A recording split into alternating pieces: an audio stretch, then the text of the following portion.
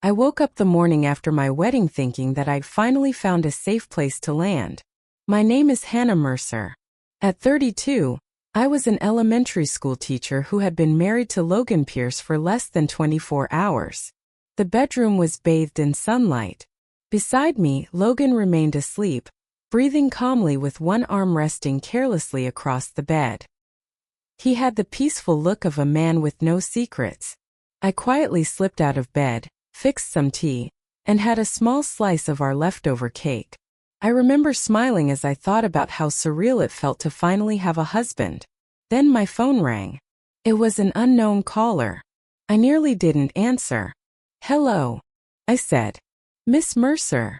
a man's voice asked. The caller was Thomas Hale, the manager of Heritage Bistro where we'd held the reception.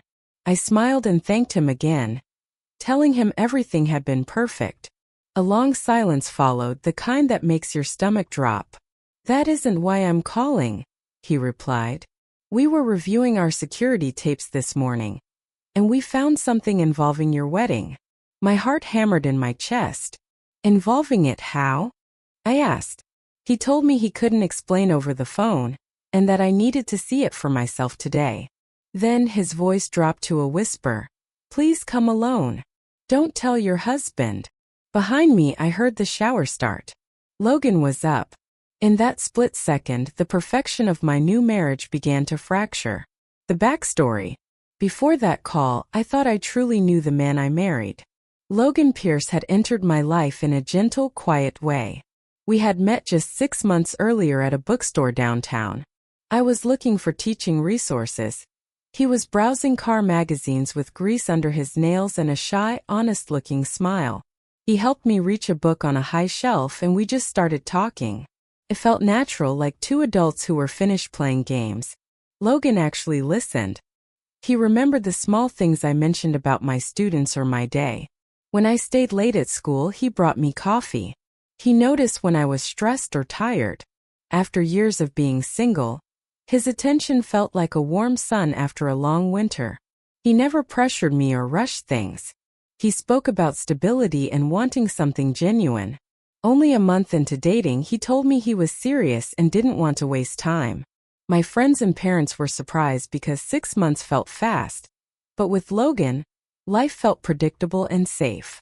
He was a hardworking mechanic who didn't drink much and wanted a simple life. I believed him. I believed love could arrive without drama. That belief is what made the truth so unbearable. The wedding night. Our wedding looked like the picture-perfect definition of happiness. We chose Heritage Bistro for its warm, intimate atmosphere. There was no grand ballroom, just 40 of our closest friends and family under soft lights in a quiet courtyard. My bridesmaids were there, including Vanessa Reed, a friend from my college days. When my father walked me down the aisle, I saw his hands shaking. He whispered how proud he was, and I had to fight back tears. At the front stood Logan in a navy suit, looking at me as if I were the only woman on earth. He looked deeply in love. The ceremony was simple, the vows were sincere, and as he slid the ring onto my finger, he promised to always protect me. During our first dance, he held me close and told me he was the happiest man alive. It felt like a forever moment, but there were tiny red flags I chose to ignore. Vanessa was laughing a bit too loud. She kept touching Logan's arm. At one point, she threw her arms around him and joked about how lucky he was to have me. I brushed it off, telling myself I was just an emotional, tired bride. Later, while I danced with my dad, Logan stepped out for a work call. I didn't think twice about it. I thought I was the luckiest woman in the room, unaware of the ugliness hiding in the shadows. The asset. The apartment we moved into was my 2-bedroom condo. It wasn't fancy, but it was paid off and full of memories. I'd inherited it from my grandmother, who had worked her whole life as a bookkeeper. Her dying wish was that I never sell it, calling it my safety. I kept that promise, renovating it slowly with care. Logan always said he loved how real the home felt. Before we married, he lived in a tiny studio far from town, claiming he was saving for the future. Moving into my place felt like the practical adult thing to do. I thought marriage was about sharing everything, I didn't realize that I wasn't bringing love to the table. I was bringing security. And to a predator, security looks like an opening. The revelation. My hand shook on the wheel as I drove to the closed restaurant. Mr. Hale met me at the door, looking older and more tired than the night before. "You should sit down," he said. He led me to a small office and pointed to a laptop screen showing a grainy black and white image.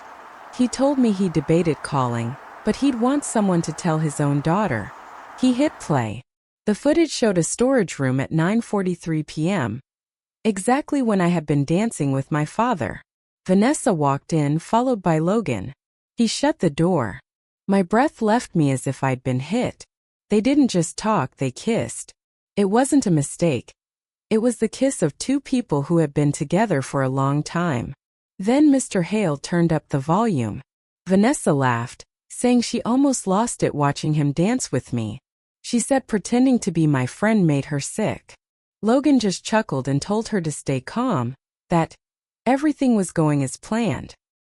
He explained his timeline. First, he'd convinced me to put his name on the condo deed under the guise of marital equality. He called me trusting and lonely, saying I'd walk right into the county office within weeks. He said marrying a teacher was easy because I was boring and predictable. They talked about my life like it was a problem they were about to solve. I wasn't his wife, I was his retirement plan. The counter plan. When the video stopped, the room was silent. I didn't cry. Instead, a cold clarity washed over me. They thought I was weak, and that was their mistake. I took the flash drive, feeling its weight in my pocket. I didn't go home to Logan. I went to my parents' house.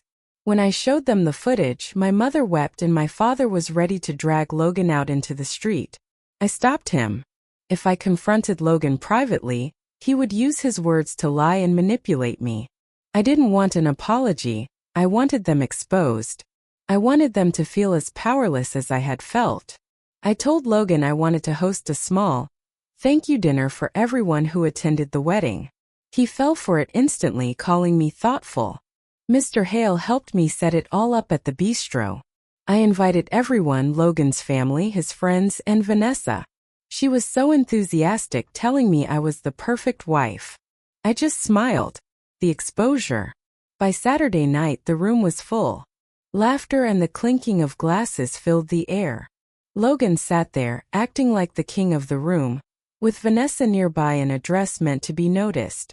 When the time was right, I stood at the front and thanked everyone for coming. I told them I wanted to share a special video the staff had found from the wedding night. The screen lit up.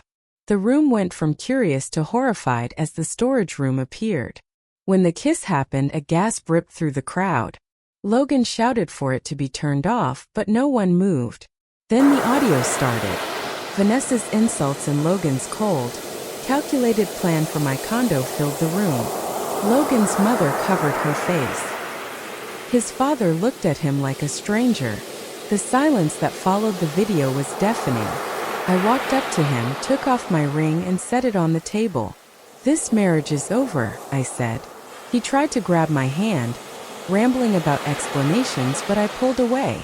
I turned to Vanessa and told her she was a coward who tried to destroy her friend's life. Logan's own father told him to get out of my house that night. The aftermath. By midnight he was gone. His clothes, his shoes, his presents, all erased from my home. The following weeks were a blur. But my students and my work kept me grounded. Logan didn't fight the divorce. He just signed the papers.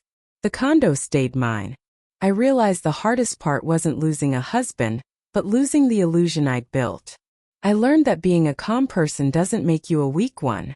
Silence is only a weakness if you don't know how to use it. They thought my kindness was blindness, but I was simply waiting for the truth to have nowhere left to hide. Today I live alone, and for the first time that feels right. I'm not bitter, I'm awake. If you feel underestimated, remember, being underestimated gives you time, and time gives you power. Trust your gut. Watch people's actions and never ignore that quiet voice inside you. If this story meant something to you, feel free to like and share it. I'd love to hear your thoughts in the comments. Thank you for listening.